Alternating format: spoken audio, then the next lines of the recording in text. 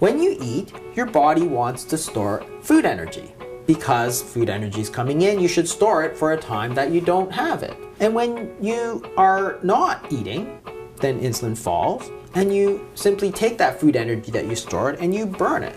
And that's why you don't die in your sleep like every single night. You don't have to eat muffins every 2 hours to survive. Like, it's okay. So if you think about it, now we're eating sort of 10 times a day instead of 3 times a day. So 10 times a day, we are telling our bodies to store fat. It's like, store fat, store fat, store fat, store fat. And then it's like, I wonder why I'm so fat. It's like, because you keep telling your body to do that. And if you want to burn fat, then you gotta tell it to stop burning fat. And again, it's a hormonal signal. It's not a caloric signal, it's a hormonal signal. You gotta let that insulin fall, because it's when the insulin fall that the body's gonna start burning the glycogen, gonna start burning the body fat. If you keep your insulin high, then you'll never do it, because insulin is the signal to go high. And this is the problem with type 2 diabetes, because you get this insulin resistance, which leads to high insulin all the time. So it gets harder and harder to lose weight as it goes. So then as you get in sort of like 40 years in, if you're 60 years old and you've been gaining weight since age 20, for example, you have all this insulin resistance that keeps it high. Even though your diet may be good, you have to fight all those years of insulin resistance. And that's why I also say that obesity is really a time-dependent phenomenon. That is, the longer you have it, the harder it is, which the caloric theory completely sort of ignores. That is to say, if you gain 10 pounds from where you are right now, you could lose that pretty easily. Yeah. But if somebody is 65, it's pretty hard to lose that 10 pounds because they've always had it, and it's this sort of chronic. Hey my friend, it's Mike Mutzel here. Thanks so much for showing up and tuning in to yet another video. This episode is proudly sponsored by Somnifix, one of the manufacturers of the world's only hyperallergenic mouth tape that will get you sleeping like a baby again. I'm even wearing this shirt right now to help promote the power of nose breathing and really discourage mouth breathing while you're sleeping. Because if you're sitting there with your mouth wide open while you're sleeping, well, guess what? You're not going to achieve those deep phases of restorative sleep that are going to help you burn fat better, become better fat adapted. And if you are breathing through your mouth while you're sleeping, you're probably going to be activating cortisol and free radical stressors within your body. So that's where mouth taping can come in. And what makes Somnifix a really unique product is it's made of hyperallergenic mouth tape that was studied at Harvard, and the adhesive does not cause any irritation to your lips, and it has a small little pierce in there so you can speak to your partner, your spouse, your children, and your loved ones. So please help support the show and get your sleep on track by going to somnifix.com. Again, that's somnifix.com, SOMNIFIX.com. Dr. Fung, thanks so much for coming back on. It's great to be with you again. Great to be here. Thanks for having me. Yeah. So that last interview we did, it was, let's see, not Memorial Day, I'm thinking of Remembrance Day of 2016. Oh, okay. So you're wearing your lapel. People were asking about that in that video. Remember that? No, I don't really. Yeah, it was like early November. There's a whole week of Remembrance Week. Oh, yeah. The poppy. The poppy. Yeah, people were asking, like, what's up with that flower? And so we didn't talk about that. So anyway. Oh, yeah, okay. Almost 18 months ago.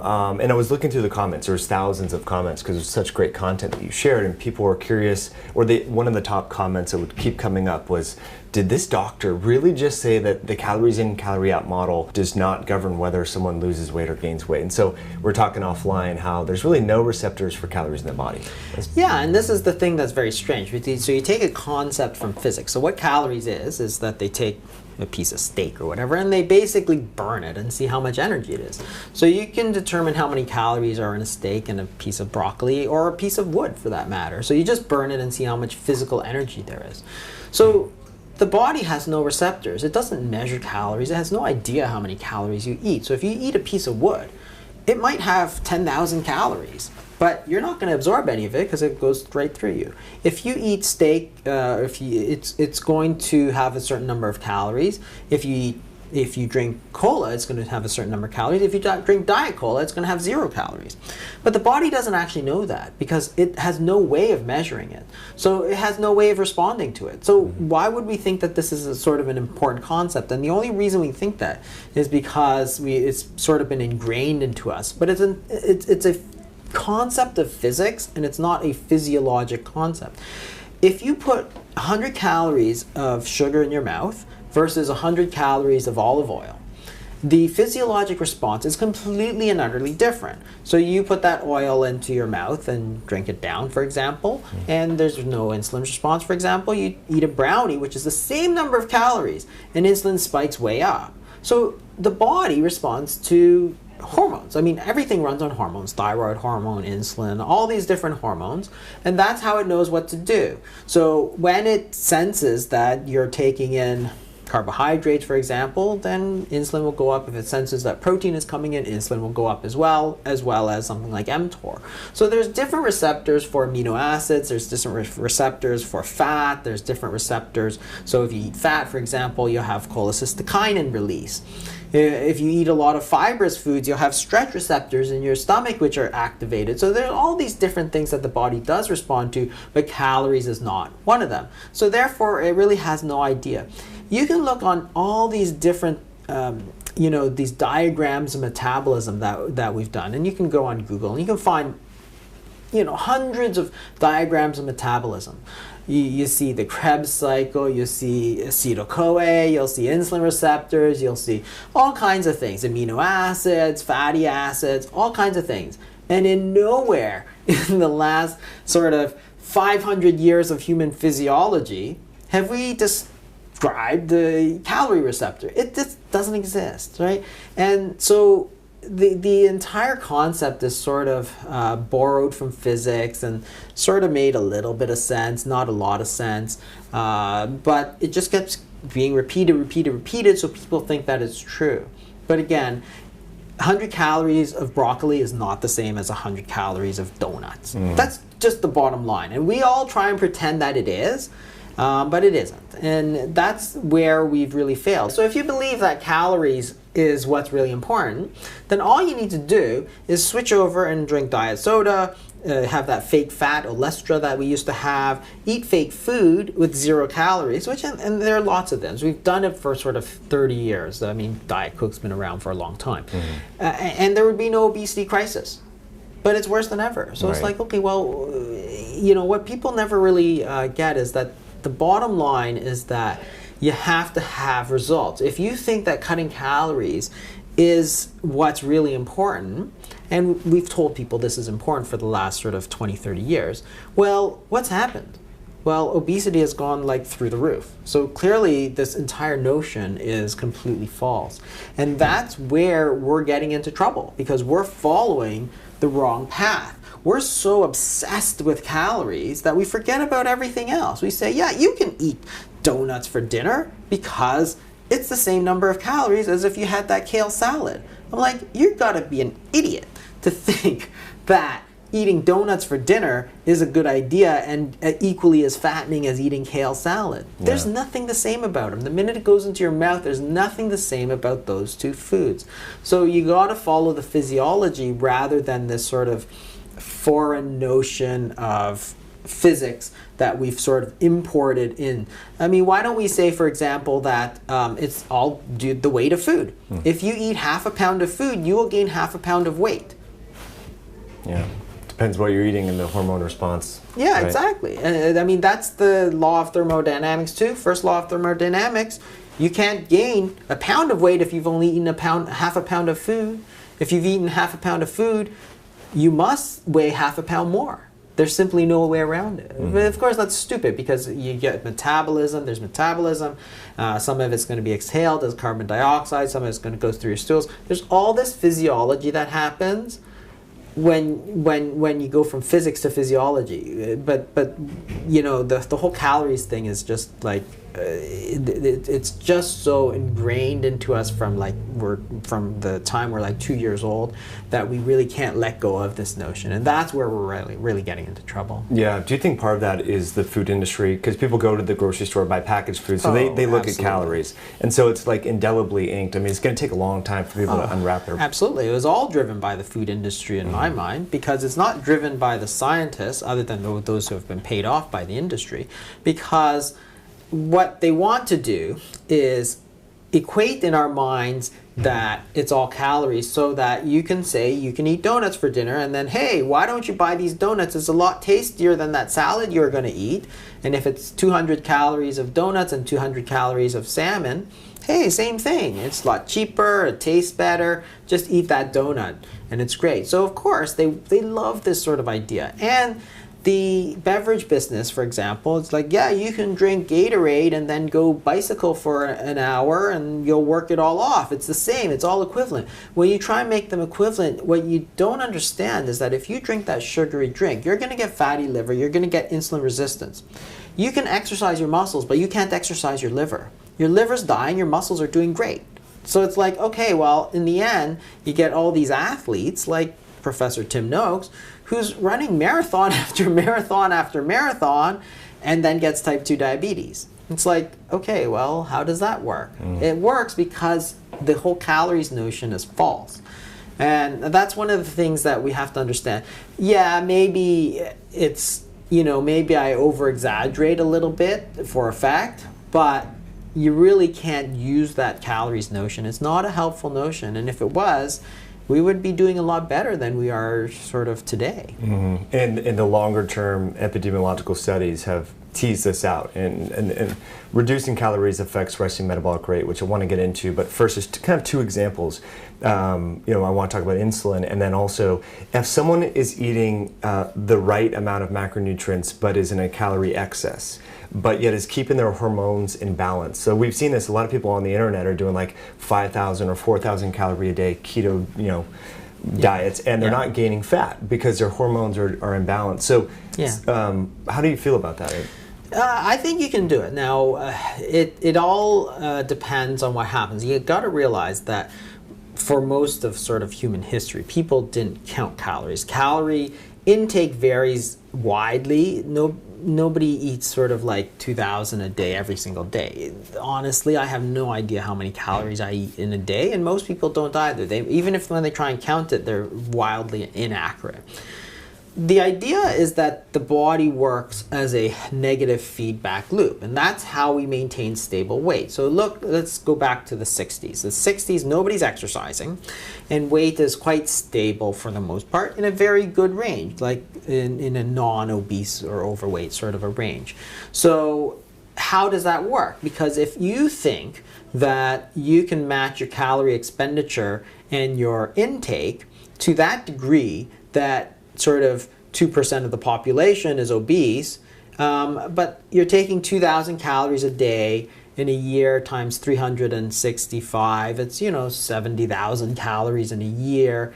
A pound of fat is roughly 3,000 calories. So you're matching it to less, like sort of a 99.5% accuracy without any idea of how many calories you're either eating or you're spending. It's like, there's no way that's possible. So there's obviously a negative feedback loop, and what that is, it's like a thermostat. So a thermostat is a perfect example of a negative feedback loop. So you set your temperature at, say, 72 degrees, which is room temperature. If it's summer and it's hot, then the thermostat senses it's too hot and turns on the air conditioning, brings it back to 72. If it's winter and it's really cold, temperature in the house drops to 69 degrees, the thermostat senses that, turns on the heat, brings it back up. So it's a negative feedback loop, and that's a perfect example of homeostasis. The body does exactly the same thing. And there's a very similar body set weight. So we have a mechanism in our body that determines how fat we get. So if you get too fat, you're not gonna survive, because you're not gonna be able to catch food, or somebody's gonna eat you. If you get too skinny, you're also not gonna survive, because you can't take it when there's no food. Like the winter time, there's no food, you're gonna die. So the body actually sets a certain set weight, which is defended very vigorously, actually. So if you get too fat, your body will actually turn on and try and burn off those calories. And we've proved that through lots of studies. So if you deliberately overfeed people to gain 10% body weight, they'll actually burn 500 calories per day more than if they're at their normal weight. Then you drop them to their normal weight, and their basal metabolic rate goes back to the same one. If now you make them lose 10% of their body weight, they're actually burning 300 calories a day less than they did when they were normal weight. So you see that the basal metabolic rate goes up and down depending on where it is. But the body has this mechanism that if you get too fat, it's going to burn off those calories so you get back to normal weight. The more sort of situation we deal with more is that you try to lose weight and the body tries to make you gain that weight back. So the key is not to look at the calories. So let's take an example of the thermostat. We know there's a negative feedback loop there. If you have a temperature of 72 degrees and it gets too hot, then what's going to happen is that the body will turn on the air conditioning. If you, for example, put in a bunch of heaters, you can bring it back up. So say you're at 72 degrees and you say, okay, now I want to be 75 degrees. But instead of changing that thermostat, you just bring in a couple of heaters. Well, that's great. You go from 72 to 75. But then the thermostat is going to turn on the AC. And then it's going to bring it back down to 72. So you say, okay, well, that didn't work. So instead of one heater, I'll bring in 2 heaters. You bring it up to 75, it brings it back down. And you keep fighting yourself. That's exactly what we do with our body. So we have a, say our body set weight is 200 pounds. But we don't want to be 200 pounds. We want to be 180 pounds. So you lose weight, you count your calories, you lose weight, go down to 180, and what does the body do? Well, the body makes you hungry, and then it slows down your metabolism in an effort to get back up to the 200 pounds. So then you say, okay, well, now I've got a lot of willpower, so I'm going to cut my calories even further. So you cut your calories further, and what happens? The body makes you hungrier, and it slows down your metabolic rate even more. So you're constantly fighting yourself rather than adjusting that body set weight. So it's not about calories, it's about this body set weight. Because the way it works is that insulin is going to make you gain fat, but if your fat cells expand to a certain point, they're going to generate leptin. So leptin goes into the brain and it says, hey, we're too fat, and turns down the appetite right down. Okay? So as your appetite goes down, you don't eat. If you don't eat, insulin goes down. So perfect. Here's your negative feedback loop. Hi there, it's me again with a quick announcement from our show sponsor, Health IQ. As you know, they're a progressive life insurance company that rewards healthy people like you and I for participating in our own health. By exercising, walking, getting good, deep, restorative sleep, breathing through our nose while we're sleeping, embarking on a low-carb, ketogenic style diet, weightlifting, we can cut our risk of diabetes, heart disease, and cancer by orders of magnitude. And that's how we can save money on our life insurance premiums. I would encourage you to see if you can get a free quote and see if you qualify by going to healthiq.com/HIH. Again, if you have dependents, loved ones, and a family, you need life insurance, please visit healthiq.com/HIH to get a free quote and see if you qualify. Now let's dive back into the show. You eat, insulin goes up. When you're too fat, leptin turns on and turns off the insulin. So it works perfectly. What happens though is that if you hijack that mechanism, now all of a sudden you stimulate insulin all the time. So you go to 1977, the government says eat lots of bread, because remember they said eat 50% carbs, 55 to 60% carbs. Right. If they're eating broccoli, you're good. But if you're eating white bread, and you should see the original dietary guidelines, they're all white bread and spaghetti. Yeah. And so you're supposed to eat that 5 or 6 times a day. So insulin's going through the roof. But not just that, but people went from eating 3 times a day to 6 times a day. That wasn't in the guidelines, but that did happen. So now you're stimulating, every time you eat, assuming you eat a mixed meal, you're going to stimulate insulin. Assuming you have some carbs, some protein, some fat. Yeah. You're going to stimulate insulin. So not only are you stimulating insulin more, you're stimulating it all the time. So what happens is that if you stimulate insulin all the time, you get insulin resistance. Your fat cells get big. It turns on leptin. Leptin, if you stimulate all the time, you get leptin resistance. Same thing. We know that because in obesity, what you have is not a lack of leptin, but a total lack of response. So it's a leptin resistant state. So now your negative feedback loop is completely busted, because insulin, you're eating a diet, lots of carbs, eating all the time. your insulin is going up through the roof, and leptin goes up, but there's no response. So now your negative feedback loop has busted, and you're just going to gain weight. So that thermostat, that body weight thermostat, is gradually getting reset upwards. Higher and higher and higher. Exactly. Yeah. And then if you simply try, so the important thing is that, how do you reset that? Well, it's a balance between insulin and leptin. You can't do much about leptin, so you really got to attack the insulin side and really lower it. But if you simply say, and here's where we made a huge mistake. So you're eating 2,000 calories a day. Now you say, okay, I want to cut 500 calories. I'm going to cut the fat out, because that's what the government told them. I'm going to cut the fat. It's high calorie. Exactly. So the whole calorie thing is like, okay, I've cut my calories because I've cut so much fat out of my diet. That fat had practically no insulin response anyway. Yeah. And instead of eating 3 times a day, I'm going to eat 6 or 7 times a day, because somebody told me that you have to eat all the time. You should eat 6 meals a day. So not only are you're not affecting your insulin, because you're eating foods that are generating the same insulin effect, and you're getting more insulin effect because you're eating all the time. So you're eating less calories but having the same insulin effect, and then wondering why your weight is going up, because you never corrected the problem, which is this balance between insulin and leptin. You need to get your insulin low for a significant amount of time and get your leptin to get low. And that takes a long time, because that is reset upwards very, very gradually. So if you think about standard sort of common obesity, it's about 1 pound of weight gain, 1 to 2 pounds per year, which adds up over 3 decades sort of thing. But that's this gradually reset upwards. So can you move it all back down in like a month and a half? Not really. It's a long-term process. There's this really fascinating study about eating habits, and one of the things that I've always talked about in in the obesity code is that it's not simply what we eat. So if you look at the foods that we should eat, there's really not that much disagreement. Nobody really thinks you should be eating a lot of white bread anymore.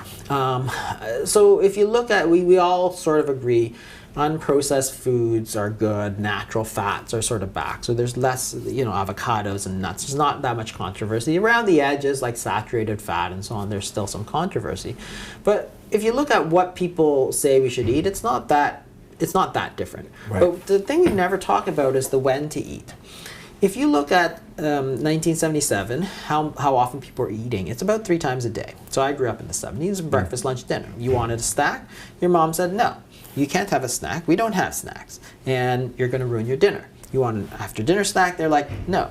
And if you got hungry, it's like, you should eat more dinner. That's exactly what they would have said. Yeah. And if you look at the latest data, so 2004, 2005, the NHANES study, which is this giant sort of American survey, it's closer to 6 times a day average. In 2005, a couple of years ago, they had this really interesting study where they gave somebody a smartphone app, and people would just record when they ate and how much they ate, sort of thing. And they looked at how often people ate. And they broke it in by deciles, so the top 10% of people and the bottom 10%. So the bottom 10%, the 10% of people who ate the least frequently, averaged 3.3 times. That is 90% of people ate more than 3 times a day. And the top 10% of people, how often they ate was 10 times a day. Wow. It's ridiculous. We're eating all the time. So again, if you think about it, the way human nutrition is not that complicated. When you eat, your body wants to store food energy. Because food energy is coming in, you should store it for a time that you don't have it. And when you are not eating, then insulin falls, and you simply take that food energy that you stored and you burn it. And that's why you don't die in your sleep like every single night. It's like, yes, you don't have to eat muffins every 2 hours to survive. Like, it's okay. Yeah. But that's the way nutrition is. So if you think about it, now we're eating sort of 10 times a day instead of 3 times a day. So 10 times a day, we are telling our bodies to store fat.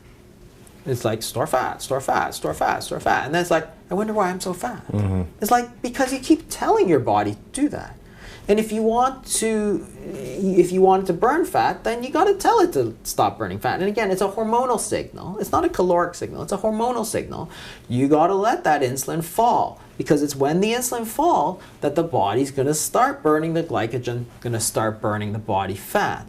If you keep your insulin high, then you'll never do it, because insulin is the signal to go high. And this is the problem with type 2 diabetes, because you get this insulin resistance, which leads to high insulin all the time. So it gets harder and harder to lose weight as it goes.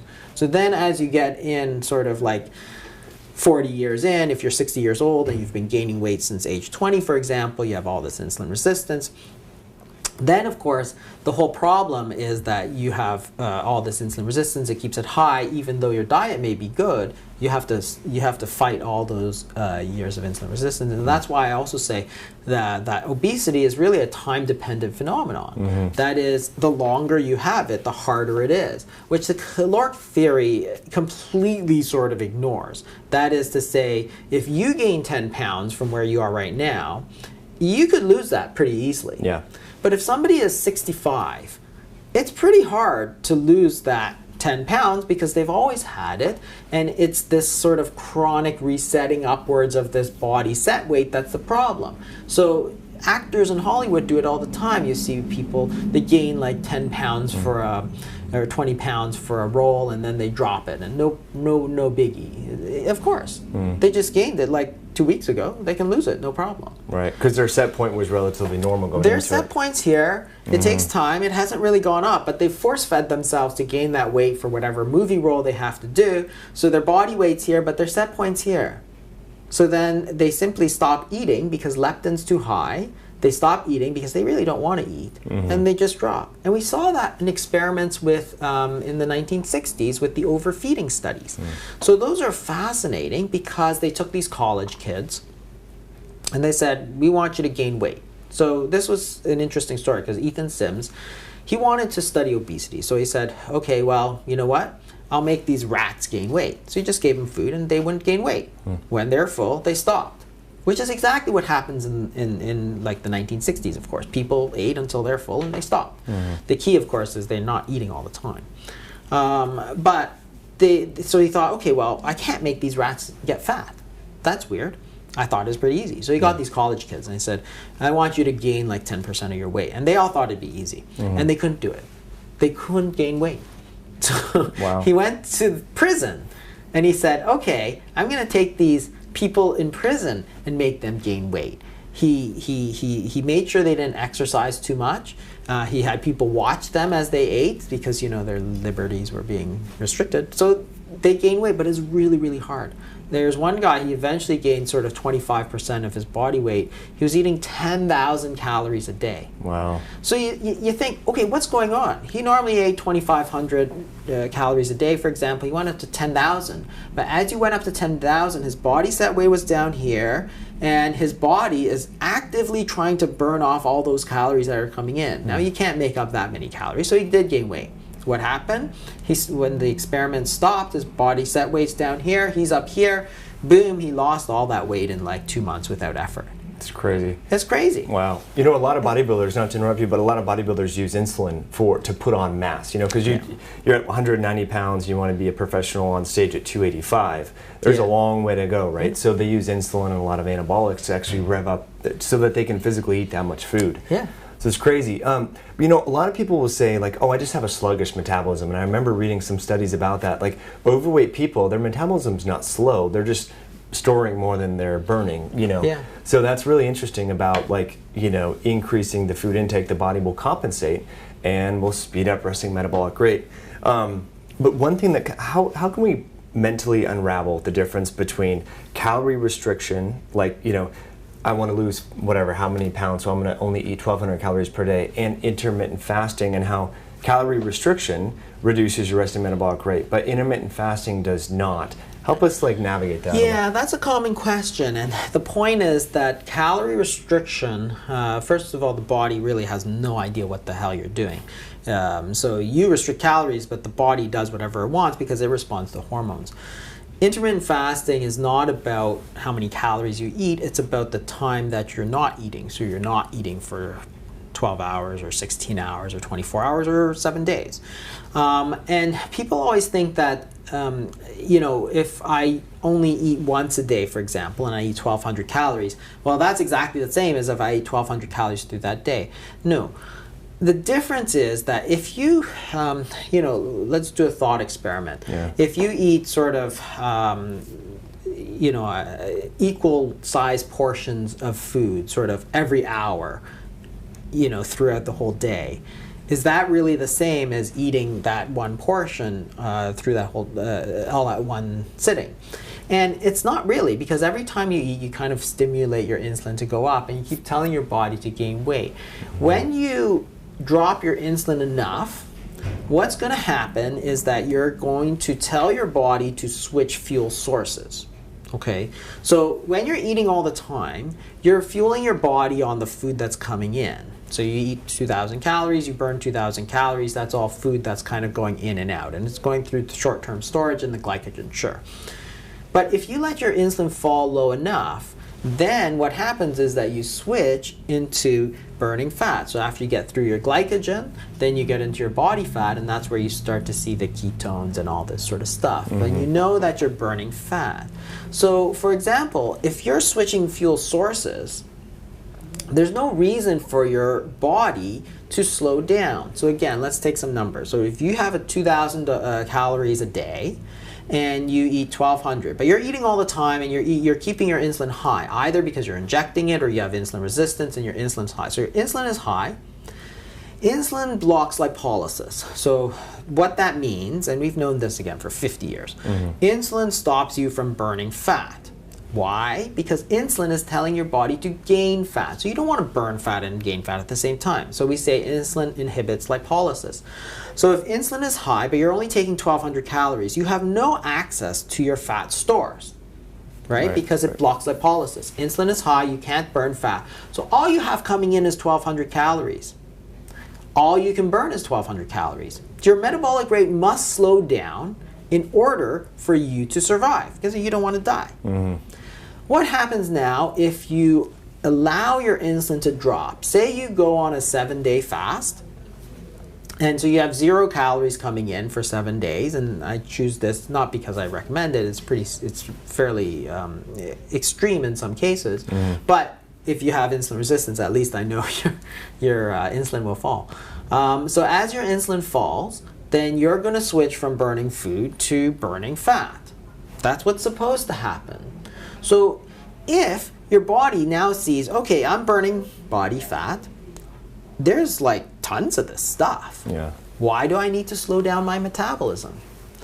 In fact, if you look at the physiology of fasting, it actually maintains the metabolic rate, because as insulin falls, you get a counter-regulatory hormone surge. And again, this is sort of basic physiology. Insulin falls, the body increases sympathetic tone, so the sympathetic nervous system, adrenaline and noradrenaline, growth hormone, and cortisol. We know that, that's pretty basic, because that's trying to get the glucose back out from the liver into the blood. And those hormones, the sympathetic nervous system, adrenaline, cortisol, growth hormone, are trying to push the glucose out. Well, what do you think adrenaline does? That's not slowing your metabolic rate. Right. It's pumping it up. And why does growth hormone go up? Well, growth hormone is there because you have a period of gluconeogenesis at around 24 hours. So if you look at the physiology of fasting, the glycogen stores, which are chains of glucose in your liver, that's the first sort of stuff you go to. When you burn through your glycogen, it lasts for 24 hours. At 24 to 36 hours, roughly, you're going to burn protein. And that's where everybody says, oh, you're burning muscle. No, you're burning protein. That's not necessarily muscle. There's a lot of excess connective tissue. There's a lot of excess fat that you should burn. If you look at those, documentaries of people who lose weight, they have all this excess skin. Yeah. Well, that needs to be burned. and you want to burn that. That's not a bad thing. That's a good thing. You want to get rid of that. Same thing with autophagy. You want to get rid of this protein. But if you keep getting rid of protein and never putting it back in, that's not good either. So what does the body do? The body's not that stupid. What it does is it pumps up growth hormone like you can't believe. It goes up like 3 to 5-fold on a 5-day fast. Wow. And what it means is that when you eat again, you're going to rebuild that protein. But not the protein that you didn't need, that excess skin that you didn't need. The stuff that you do need. And same thing for autophagy, same thing for cancer cells, same thing for Alzheimer's, plaque, and so on. You actually have the ability to break down this protein that you don't want. And that's why a lot of these people, there's a lot of research going on into autophagy, caloric restriction in terms of longevity. I mean, there's the whole calorie notion, which is not really physiologic, but it's the same thing. You really want to burn off this excess protein that's not making you good, because if you don't ever let your body break down this protein, you can't actually build new protein. Because it's like if you have a bathroom that you want to renovate, the first thing you got to do is pull out that sort of avocado green tub that was sitting from the 1970s. If you don't pull out that tub, you can't put in a nice new clawfoot tub. You have to get rid of it first. Yeah. And that's the way the body works. If you look at turnover of bone, there's osteoclast and osteoblast. The first thing you do when you remodel bone is chew up the old bone. Then you lay down new bone. And that's healthier than keeping the old crappy bone there, just like that old avocado green tub. So you have to break it down to rebuild it. And that's what fasting does. It actually breaks down the protein. Growth hormone goes through the roof, and so does noradrenaline. And some people have so much energy, they're like, I can't sleep. I'm like waking up at like 3 a.m. and, you know, doing all this work. I'm like, one is like, that's great if you want, but if you can't, then like, yeah, you know, that's just one of the things that happens. But what you're doing is you're allowing access to those energy stores, those fat stores. Remember, fat is simply food that's stored away for you to use when there's no food available. Now that you've dropped your insulin, you're allowing your body to access all those huge stores of energy, and the body's going crazy. And it's like, yeah, I'm going crazy. I'm going to do this. So it burns it all off. And at the same time, it's breaking down this protein. When you eat again, growth hormone is so high, you're going to rebuild your protein. So when you look at clinical studies of weight loss, you actually get much better retention of lean mass with an intermittent fasting strategy than a standard sort of cut 500 calories per day. And these are the sort of myths that are out there. The myth that your metabolic rate is going to go down. It's actually the exact opposite. Fasting does much better in terms of preservation of metabolic rate. Oh, you're going to lose all this muscle. It's completely false. It's actually the opposite. If you try to lose weight with standard calorie restriction compared to intermittent fasting, and the studies are there, then you will do much better by doing the fasting, because you're cycling the sort of energy source. You're allowing your body to access those energy stores rather than keeping insulin high, shutting it away, and then saying, okay, you can use whatever energy is coming in through the mouth. And it's like 1,200 calories. Well, you burn 1,200 calories, and that's the real problem. Is that the body, and we saw this in the Biggest Loser. So these Biggest Loser diets, so they lose a lot of weight. Yeah. And a lot of fat, which is great. But the problem is that their metabolic rate just kind of sank like a stone. So you had one poor guy who was burning 3,400 calories a day, went down to like 1,800 calories a day. Wow, it's a massive drop. It's a massive drop. Yeah, I mean, he lost a lot of weight too. But then the problem is that the body's used to burning this amount of calories. So say you normally take 2,000 calories. Then you go on this 1,500 calorie a day caloric restriction diet. Your body now can only burn 1,500 because you haven't dropped your insulin. You haven't solved this sort of hormonal imbalance. You're trying to solve this calorie imbalance, but it's not a calorie imbalance. You got the wrong problem, so you got the wrong solution. So you drop your calories. Now the body, insulin's still high because you're cutting fat and you're eating 6 times a day. So your insulin's high, you have no access to body fat. You, instead of burning 2,000, you're burning 1,500. Guess what? You're going to feel cold. You feel sluggish.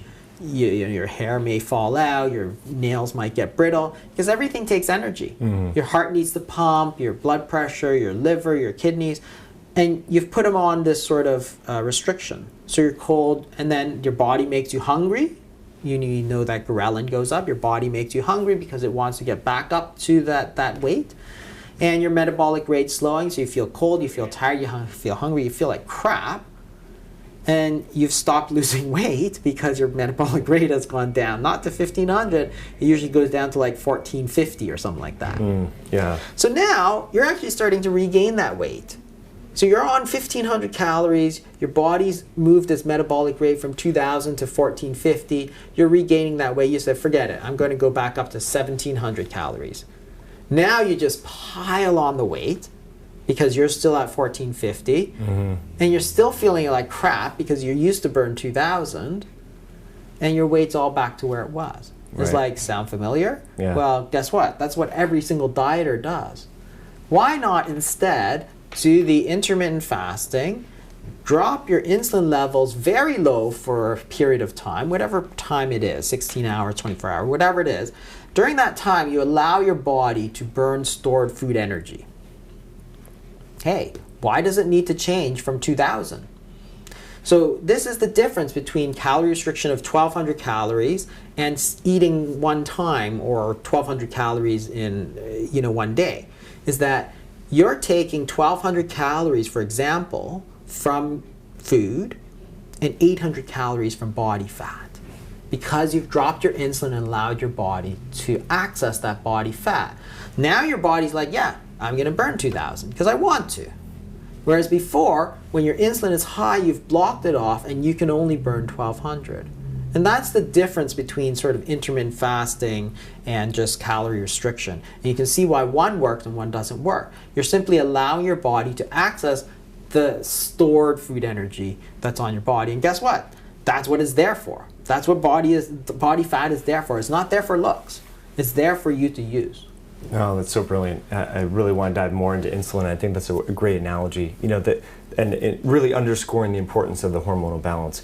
And speaking of hormones, ghrelin is a hormone people talk about, and the context of like why women shouldn't fast. And there was a study that came out that showed that ghrelin reduction was actually better in women versus men, which I think is interesting. Yeah, that was a fascinating study. So they talk about why women shouldn't fast, and I honestly, I don't know why people say that. It doesn't really make any sense. I mean, if a woman is underweight or at risk of anorexia, sure, that makes sense. Like, you gotta apply everything in a clinical context. You're not gonna put a 16-year-old, 80-pound girl on some kind of fasting diet. You're asking for trouble. They might get anorexia nervosa, sure. But you put a 250-pound, 60-year-old man on fasting, he's not going to get anorexia nervosa, okay? So women can fast, absolutely. And ghrelin is the so-called hunger hormone, so the higher it is, the hungrier you are. And when they looked at food craving, so one of the things that we talk about all the time is people, when they come in, the number one sort of concern about fasting is hunger. They think, I can't do it, I'm going to get so hungry. And what you have to realize is that when you look at ghrelin, over 24 hours, if you don't eat over 24 hours, you see ghrelin spike, and it spikes 3 times, at breakfast, lunch, and dinner. So we're trained to eat, a lot of people are trained to eat 3 times a day. So when it comes around to noontime, ghrelin spikes up. But the key is that it doesn't continue to go up. If you don't eat, it actually just drops back down to normal. And anybody who's worked through dinner or worked through lunch knows this, because at 12 o'clock, 1 o'clock, you're hungry. But then you're so busy, you're just working, you're working. By 4 o'clock, it's as if you ate. There's actually no difference in hunger if you ate or you didn't eat. Why is that? Well, because insulin fell, your body essentially ate lunch out of your own body fat. It's like, okay, that's perfect. That's exactly what we want it to do. But the hunger does not keep going up. It comes in waves, and we say you got to ride those waves out, because they will come. It'll be dinner time, you're going to get hungry. But if you ride it out, it's going to go down. So if you look at food cravings, you see the same thing. So you can do these questionnaires, and this study looked at food cravings. And they compared a sort of standard calorie restriction diet to a sort of ultra low calorie diet, like a couple hundred calories a day sort of thing. And what they found was that the cravings essentially disappeared. And women versus men had much higher levels of these ghrelin spikes. And it sort of makes sense when you talk about people who are chocoholics and crave these foods. It's women for more than men, these sugar cravings and all that. And physiologically, you see that the women have these much higher ghrelin spikes, and they come right down when you fast them. So again, if you have cravings, the important thing is not to say, well, I'm going to eat a little bit, because it's like an itch. If you're a parent, you know that you don't touch that itch. If you scratch it, it's going to get worse. It's the same thing with cravings. You don't say, okay, I'm going to take a little bit, because it's going to get worse. Yeah. If you take those cravings for, and it applies to everything, so you have a craving for sweets, if you all of a sudden stop eating sweets entirely, those cravings actually disappear. So fasting is much more powerful, because if you have cravings for bread, and then you just stop eating bread, those cravings will actually diminish. Whereas if you just eat, oh, I'm just going to eat a little bit of bread all the time. Or gluten-free bread. Yeah, that's right. Low-carb bread. That will not go away. Yeah. It does not go away. Even if you reduce the amount of bread that you eat or sweets that you eat, because you have to take those sort of cravings down to a zero level, take the food down to the zero level, and then the cravings disappear. And that's the real power of the intermittent fasting, and also the ketogenic diets, for example. So if you're eating ultra low carb, well, after a while, you simply get used to it, and those cravings for the carbs go away. And that's one of the sort of keys to a lot of people's success, is that once they stop eating it, they find that they don't have to eat it. But if you eat it sometimes, you're going to get those cravings right back. They come right back. And sort of knowing this is important, because then you can say, well, you can now use this information to your advantage, because if you know you have this sort of addictive behavior and so on, you can use these to get rid of your cravings. At the same time, do something which is very healthy and you know, has all these other benefits in terms of protein breakdown and autophagy and all these other things. Yeah. And that's the real key, is having that knowledge allows you to sort of say, okay, well, I'm going to do this, I'm going to do this. And this is getting back to what I was saying, is that to me, weight loss is really about sort of two things: what you eat and when you eat.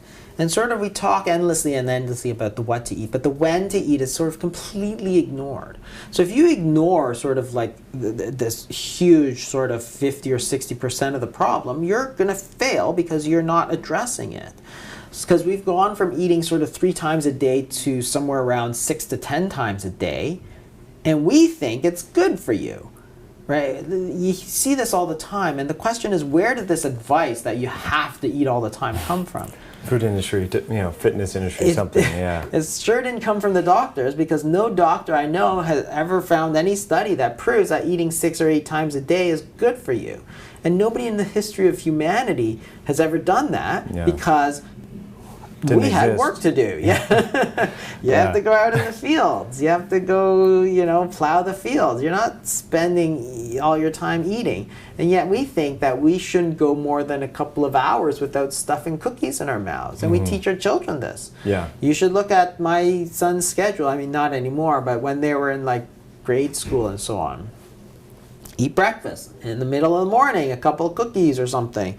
Lunch, after school, oh, some, you know, treats, fruit or something. Dinner, and then you go to soccer, and oh, in between the halves, oh, another granola bar. And like, come on. You know, I used to go out and play after dinner, and it's like, you didn't eat.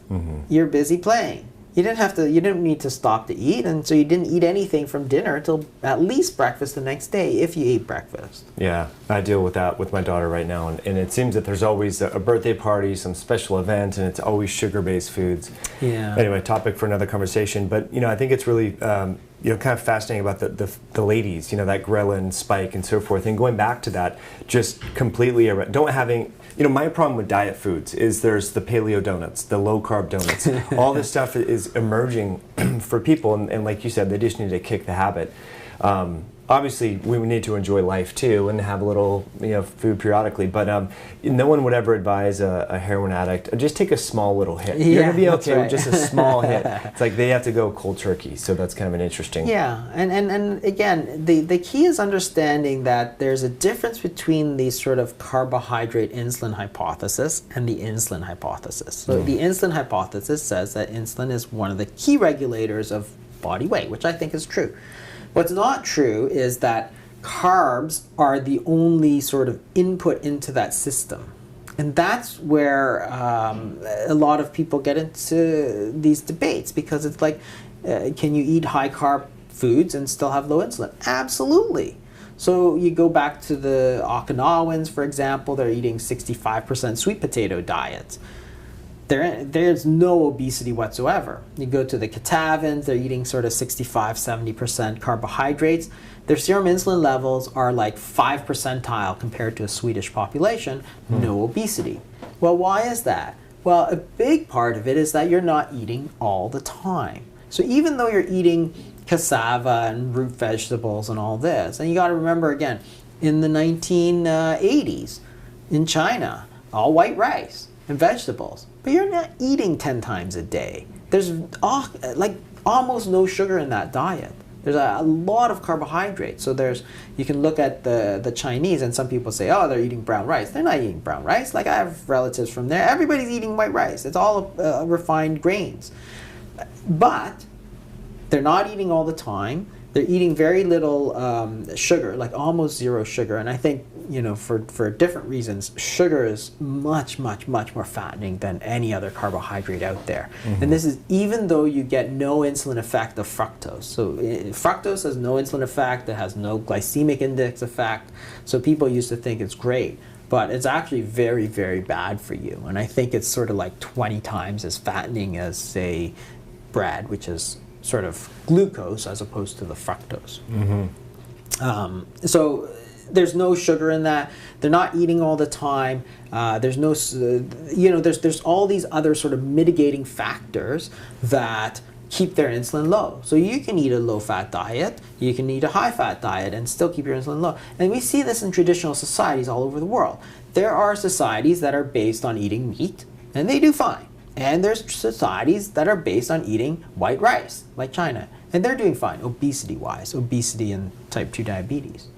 But yet they're widely varying in terms of their macronutrients. So I actually never tell people to eat, to watch the macronutrient. I don't think it's that important. But you have to always keep in mind the insulin effect. And a huge part of that is sort of frequency of eating and getting that way down. So if 3 per day is sort of what people have traditionally done and done fairly well with that, well, that's pretty good. But if you've been eating 10 a day for the last 10 years, going back to 3 a day is not going to cut it. You're not going to lose weight like that. You got to go lower than 3 to make up for those sort of 10 years of 10 a day. And just like the and this is where the calories thing and the insulin thing really overlaps, because again, anything you eat, assuming it's a blend of the 3 macronutrients, is going to stimulate insulin to some effect. And it's going to have some calories. So there's going to be an overlap between calories and insulin effect. So that's where the confusion comes in, because people say, oh, it's all about calories. Like, it's not about calories. There's nothing to do with calories, but there's an overlap between the two. But when you look at insulin, what you say is that 100 calories of certain foods are more fattening than 100 calories of other foods, which is sort of common sense and what your grandmother sort of would have told you. Like, she's not going to say, oh, eat cookies for dinner. And I've seen this advice given out by doctors. Oh, if you want cookies and ice cream, eat it instead of dinner and you'll be fine. I'm like, oh God, you guys have no clue. Because again, you ignore that physiology. I mean, there's a whole thing to do with satiety, for example. Remember that as you eat foods, you're going to activate certain satiety signals. So if you go to the buffet and you eat like a lot, like way too much, and then you try and eat a couple more pork chops, it's like you'll never do it. You can't do it. You can't force that pork chop down. But if you're to eat some cookie, you could easily do that. Everyone has room for cookie ice cream. Exactly. Because there's no satiety effect of those highly refined grains, the sugar, the fructose. You're going to get the calories, you're going to get the insulin effect, but you're not going to get any sort of satiety effect. Yeah. That's why I used to think it's very strange, because you can eat lunch, and this I used to think this as a kid actually. It's very strange that you can eat lunch, or you can eat lunch with a big soda, and you'll feel exactly the same in terms of fullness. But you've taken a lot more calories when you drink that big soda. It's like, I wonder why. You'd think, oh, for 2,000 calories, I should feel the same amount of full. No, it's completely different. And this is the thing with natural foods, is that they have natural satiety mechanisms. So if you eat a lot of beans, which is all carbohydrates, while you'll stretch your stomach, you'll activate stretch receptors. If you eat a lot of steak, you're going to activate peptide YY, which is for protein. You're going to activate incretins, which is for another satiety signal. You're going to activate cholecystokinin, which is a satiety signal. You're going to activate the vagus nerve, also in terms of stretch receptors. So you can eat something which is very bulky and feel full, or you can eat something that's very not bulky and feel full, because we have natural satiety mechanisms, and this is part of human physiology, because we don't want to die. Like, we don't want to stuff ourselves so much. Like, you hear these arguments that, oh, we're genetically programmed to get fat. We just eat everything in front of our face. It's like, you try eating that 60-ounce steak that you'll get for free if you eat it in an hour. Yeah. They're not going out of business anytime soon, because there's powerful satiety mechanisms. What processing does is it removes all that. So you take flour. So if you're to eat carbohydrates like beans, you're going to get full. Even rice, you're going to get full, but not as full as you might think. But now you take flour, you take out all the fat, so you take out all the protein, because the fat goes rancid, so you don't want it to go rancid, so you take out all the fat, you take out all the protein, you cut down a lot of the bulk of the fiber. Well, you've just lost 3 satiety signals. You've lost the stretch receptors in the stomach, you've lost the protein satiety signals, and you've lost the fat satiety signals. Then you grind it into a fine powder, because flour, when you throw it up, is very fine. You grind it into a fine powder that it gets absorbed super fast. So just like cocaine, the reason people grind it up is so that they can get that massive high. So now you grind it up, you get this massive high when you're eating your white bread.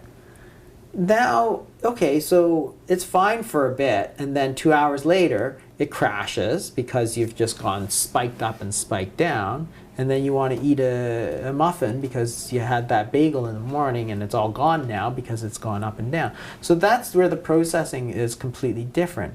As opposed to, say, even like a potato. If you eat a baked potato, it's pretty filling. Like, hard to overeat that. Yeah, it's pretty hard. I mean, when you process it, when you do things like potato chips and stuff and add flavorings and stuff, deep frying, yeah, it changes things. Yeah. But it's pretty difficult to eat, to overeat a boiled potato. Like, people have gone on these potato diets. Mm-hmm. And I eat potatoes sometimes. It's pretty filling. Like, that's why this whole meat and potatoes, sort of thing is, because the potato is actually one of the highest foods on the satiety index. So if you eat a potato calorie for calorie, you will feel more full than virtually anything else. It's hard to overeat boiled potatoes. Yeah. Baked potatoes is kind of similar. It's pretty hard to overeat that. But again, you're activating natural satiety mechanisms. Like, the potato's pretty big. It's going to fill up. It's going to activate these other stretch receptors. It's almost all starch, so there's very little fat, very little protein. But it's going to activate other things. So the Irish, for example, ate tons of potatoes. Didn't have much of a problem until recently, until the 70s, just like everybody else.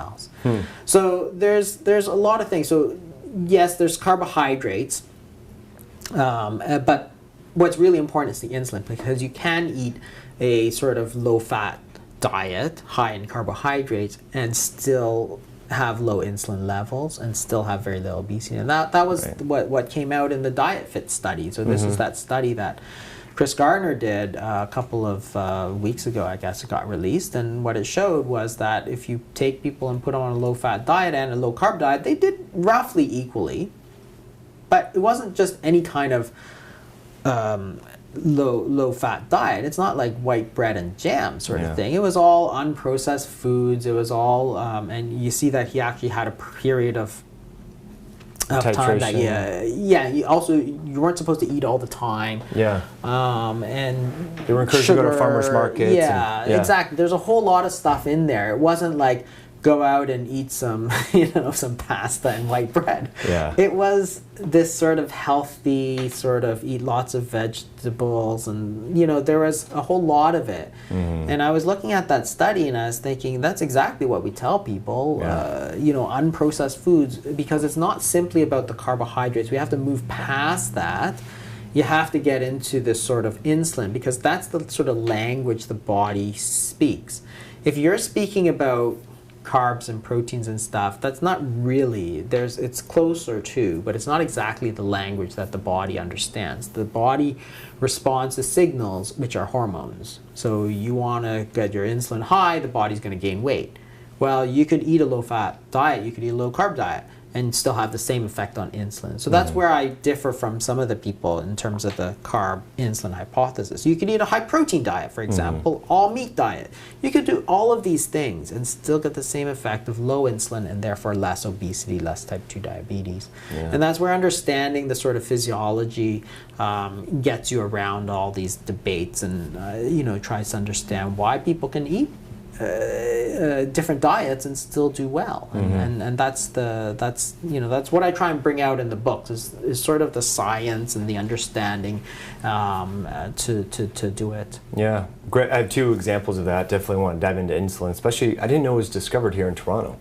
Super fascinating. But you mentioned the satiety signals that whole foods garner on the body, and they're kind of lost in the processing of food. And one example of a remedy that you talk about, I personally am very interested in this as well. I've been studying it for a while, is gastric bypass or bariatric surgery, and the hormonal. I'm not a fan of the procedure saying that it's good for weight loss, but admiring the mechanism of action through which gastric or bariatric surgery affects insulin resistance is really interesting. You take a full-blown insulin-dependent type 2 diabetic, as you know, 12 hours after the procedure, they don't need insulin because the gut hormones that you mentioned are upregulated with whole real food are super physiologically upregulated. So.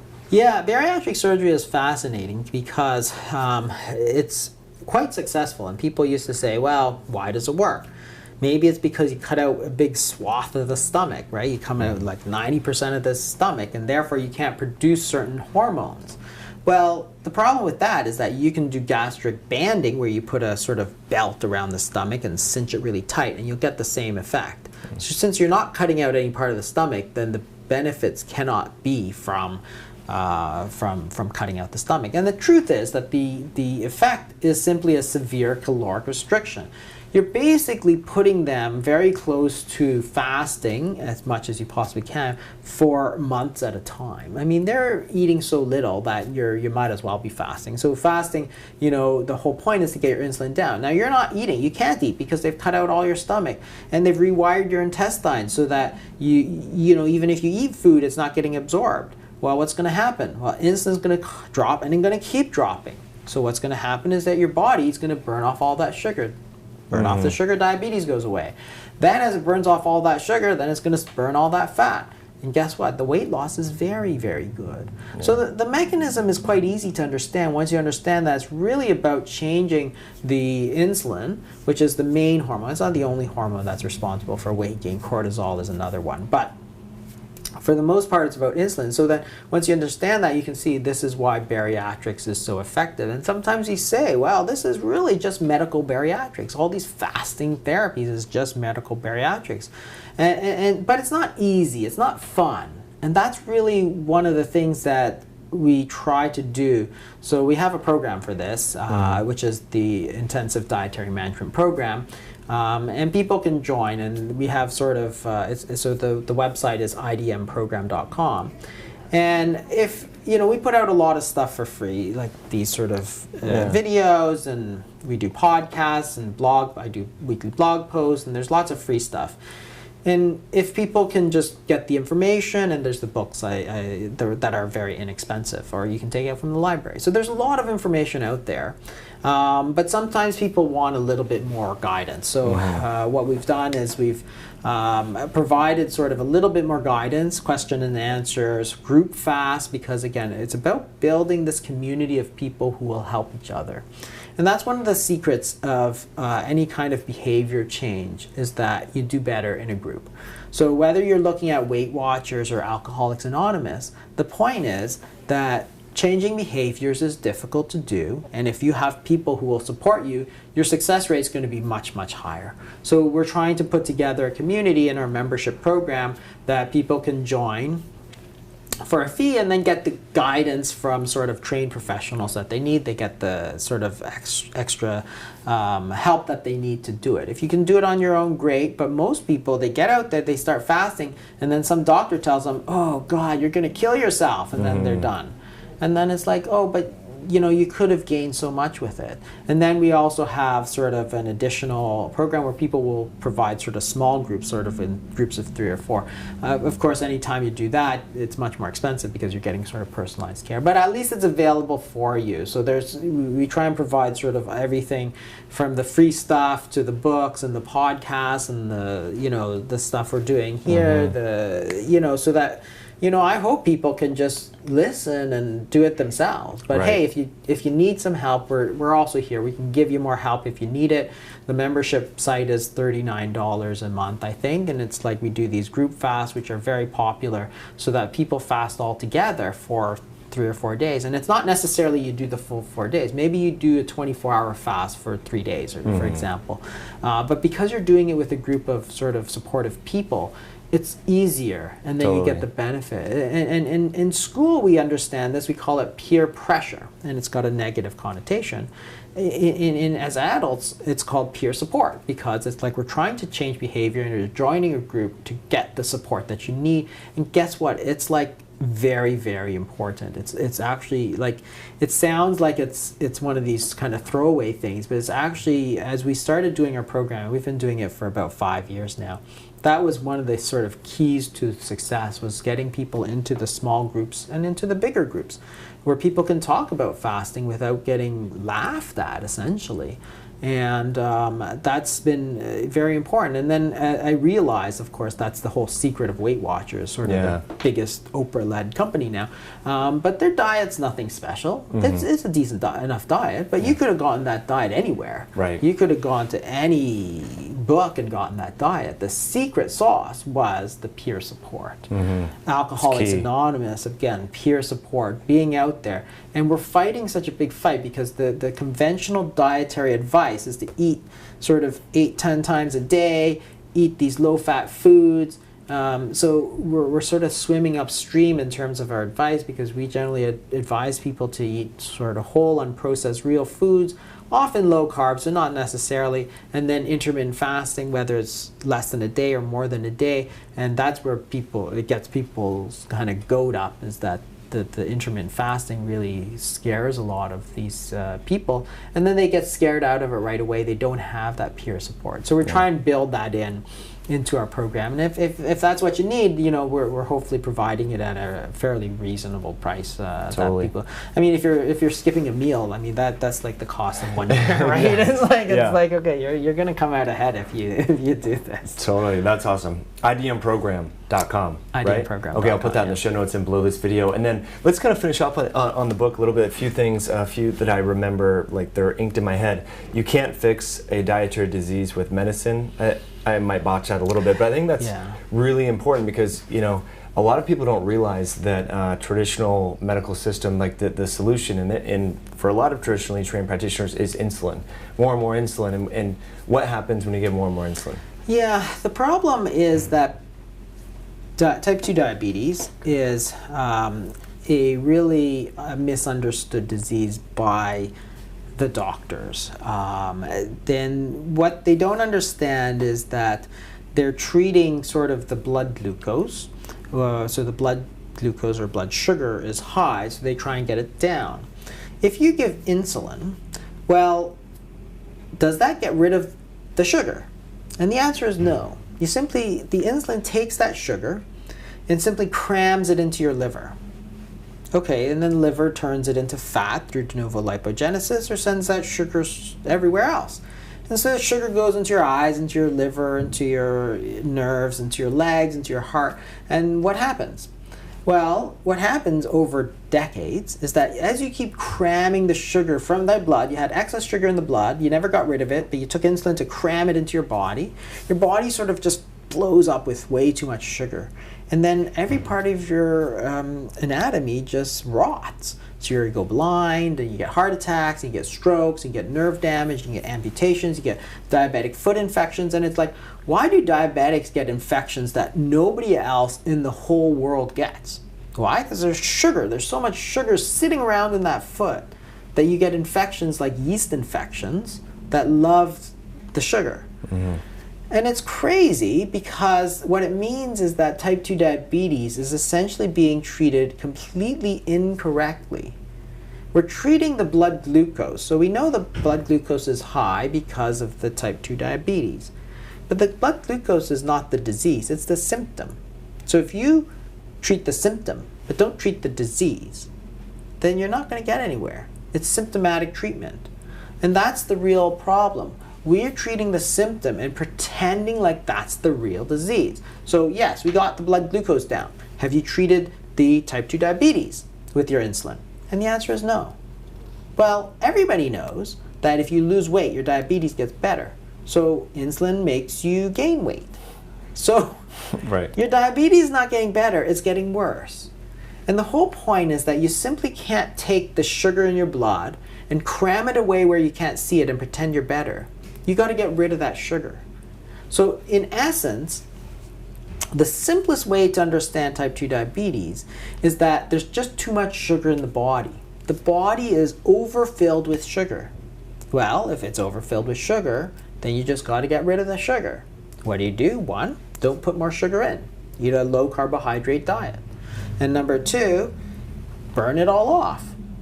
And that's intermittent fasting. Mm-hmm. So what we've done is we've taken this dietary disease, and instead of treating the root cause of it, which is the diet, we're eating too much carbohydrates predominantly because we were told to, and we're eating too many times, too frequently. But what we've done is instead of treating the actual cause of it, we tried to drug it. We're trying to drug these people back to health. And we're not treating what was the actual problem in the first place. And then we wonder, why is everybody getting worse? And the worst part is that the answer that most specialists, researchers give is that type 2 diabetes is just like that. It's a chronic and progressive disease. It's like, no. It's chronic and progressive because you treated it completely wrong. The disease is actually reversible.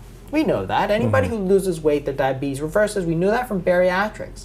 You can take the most severe type 2 diabetic, and within 2 weeks, they'll be off of all their insulin, for example, because they're basically burning it all off because they're fasting. And it's not really hard to understand. If you don't eat, you're going to burn off that sugar. Your blood sugar will drop. If your blood sugar drops, you don't need to take insulin. Mm-hmm. Well, that's not so hard to understand. But now you're dealing with the actual problem of sugar overload, as opposed to trying to give more insulin. So here we have a situation which is sort of mind-boggling, that 99% of diabetics, type 2 diabetics in this country, in this world, are actually being treated, I think, completely incorrectly. And that's why, since everybody's getting worse, the doctors say, well, it's chronic and progressive because I gave them insulin and they got worse. So therefore, the disease must be like that. Yet at the same time knowing that this disease cannot possibly be like that, because we just proved it with our bariatric surgery. That we could take this guy, do something to him, which is basically fast him for like 3 months, and make him completely better. Everybody who has type 2 diabetes is reversible except up until the very late stage. That's a fact that we've sort of proven with our bariatric surgery. And it's a fact that we already knew, because we know that if your friend loses 50 pounds, he's going to get off his diabetic medication. No doctor is going to say, oh, I wonder why that happened. It's like, well, obviously, right? So we know this for a fact that it's a reversible disease, yet we pretend it's chronic and progressive because we've been doing such a bad job because we've been using the wrong treatment. Interesting. When in your career, so you've been practicing medicine for over 20 years, right? About 20 years, yeah. And you talk about in the book, like, I know how to make people fat. You know, you're insulin resistant, give them insulin. At what point did you see enough patients gain more and more weight when you were following the standard of care that you said, this can't be right? Well, it took a long time. Yeah. Dogma's very hard to break. And interestingly, it was the patients who all knew. They're all like, you know, you gave me insulin. I'm gaining weight like crazy here. Like, how is that good? Yeah. And the answer is it wasn't good. But I didn't know the answer, so I said, well, you know, it's just the way it is. I mean, that's what I said. That's what everybody else said too. But at some point, I mean, it was 2008, 2009 that we started getting some of the data that really showed that giving insulin is not a good idea to type 2 diabetics, which, when you look back at it, is completely sort of rational. That is, we know in type 2 diabetes that insulin levels are high. So why are you giving more insulin? Yeah. I mean, isn't that like giving alcohol to an alcoholic? How do you think they're going to get better? If you give alcohol to an alcoholic, their shaking might get better, but their alcoholism, which is the actual disease, gets worse. So it's the same thing. You give insulin to somebody who has too much insulin, the blood sugar gets better, but the diabetes gets worse. And that's what we've been doing. We've been treating these addicts with heroin. It's like, oh my God. And what's scary is that people are still doing it today, right now, and pretending it's the right treatment. It's like, oh, okay, well, that's not a good idea. And it's like, no wonder everybody's getting worse. No wonder the health of the nation is getting worse, because we've sort of focused on the wrong sort of quadrant, which is we think it's a drug problem, but it's a diet problem. We took type 1 diabetes, which is where insulin is very low. So if insulin is very low, then give insulin. That's a good treatment. If insulin is very high, don't give insulin. That's not a good treatment. Yeah, you're not, as you said, not solving the root cause of the problem. It's not an insulin deficiency syndrome as type 1 diabetes is. Exactly. Yeah, it's a receptor. Gosh, we could go on and talk all about this stuff. I really want to commend you for all your great work. Both the books. The Obesity Code really changed my mind on a lot of different things, particularly that the time, the latency, how long someone has been overweight, that is going to affect their weight loss. And I think that's something that people really need to think about, you know, because they see the lean person get shredded for spring break and they're like, well, I want to do that, but they've been overweight for 35 years. So we need to be realistic. Yeah, and that calorie theory simply can't explain that, because the calorie theory would say that if you've been overweight for 10 years or 10 days, it's the same. Yeah. You create that caloric deficit and you're both going to lose weight. Yeah. And everybody knows that's not going to happen. Right. And yet we pretend that, oh yeah, of course, it's all about calories. It's like, what are you? Like, do you live in the real world? Like, do you actually treat people? Because everybody knows that that guy who's been overweight for 30 years, those pounds ain't coming off. Yeah. Like in 10 days. Like the 20-year-old who gained a few pounds from a few beers at spring break, right? So yeah, absolutely. That's the key to understanding. And the physiology's all been there, but it's been sort of distorted by all of this sort of other interests, like particularly food companies, for example, sugary beverage companies, who want the calorie theory to be correct. And this is one of the things that we're really looking to get into, is sort of advocacy to get the sort of conflicts of interest out of medicine.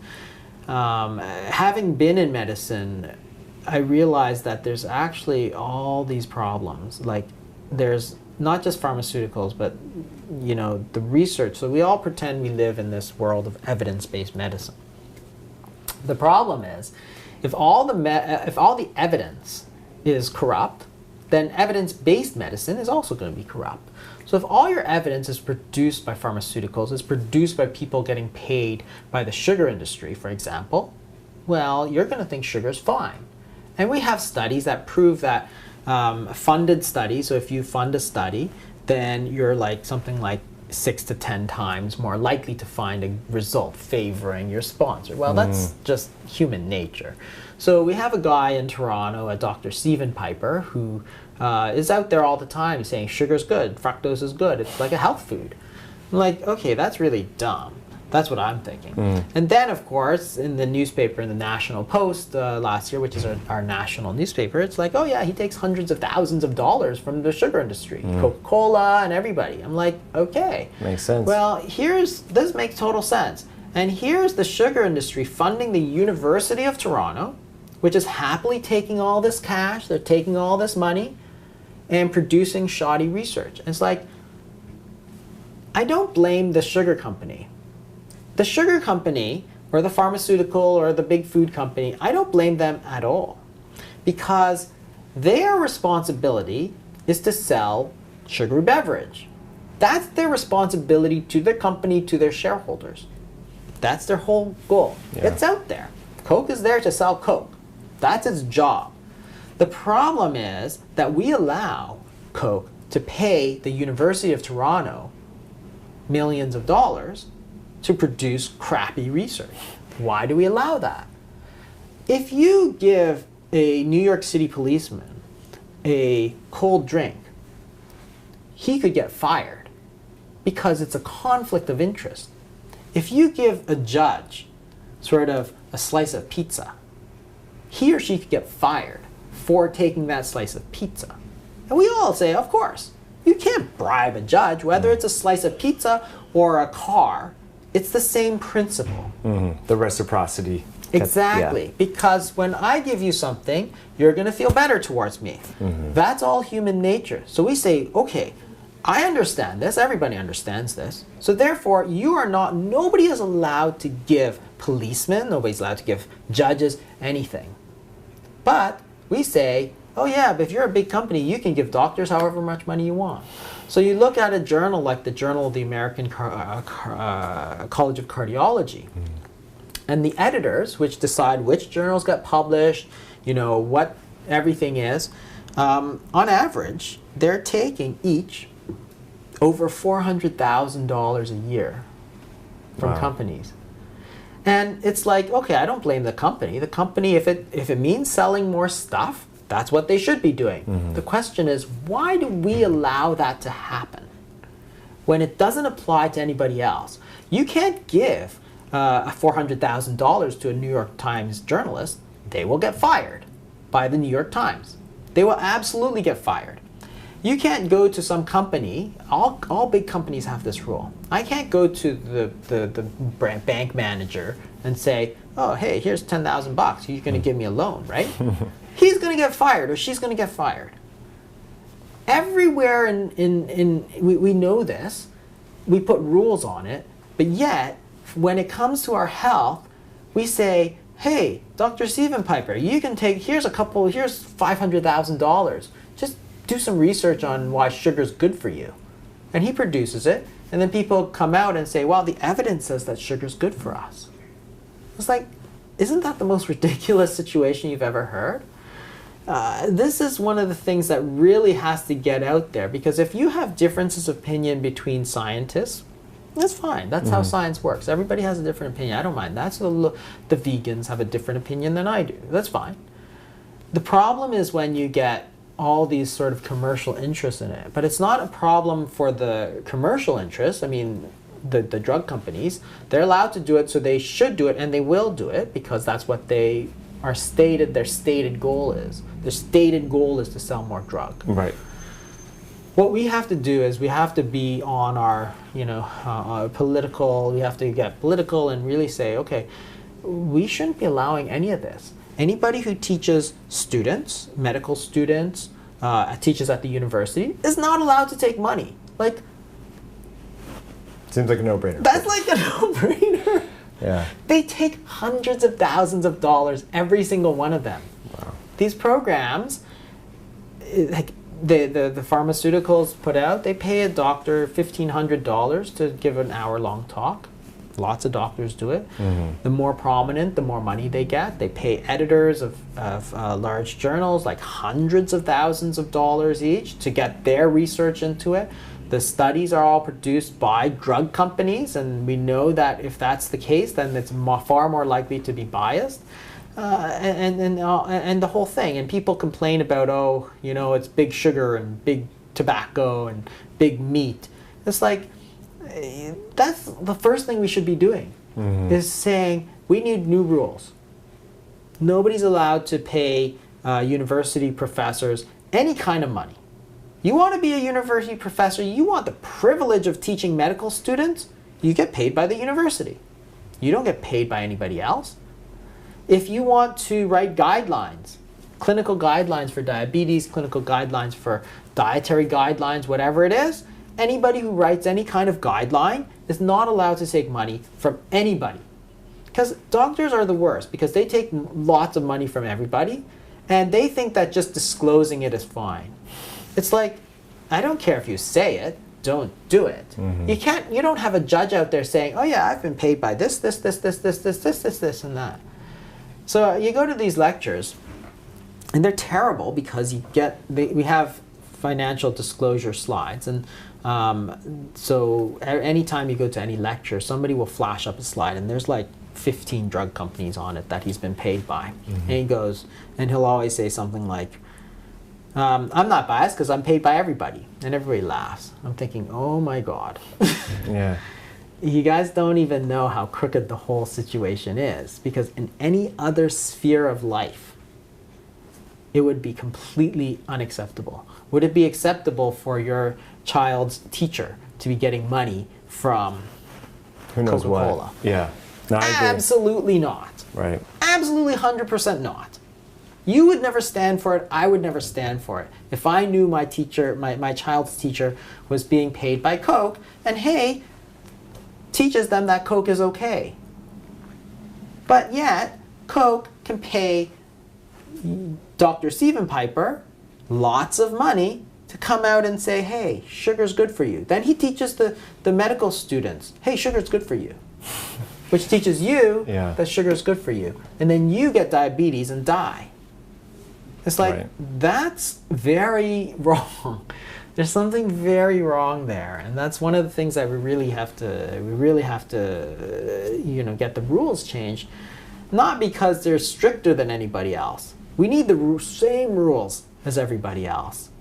And the health of the sort of whole nation sort of depends on it. We have so many of these researchers that are just on the payroll. It's like, oh, publishing biased. So it's kind of a parting note here. How do you look at research then now to try and look at it more objectively with the idea that this could be funded in a different way? Yeah, it's really hard. That's why most people who have understand evidence-based medicine think it's completely crap.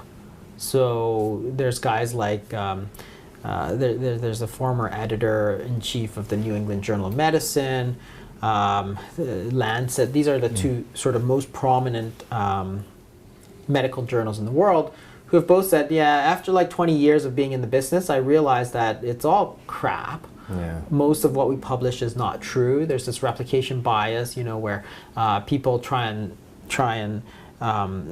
juice up their findings so that it gets in the newspapers, and then when they try and replicate the study, it's like, oh, it wasn't true at all. They only got the result because they were trying to find a result to get in the newspaper, sort of thing.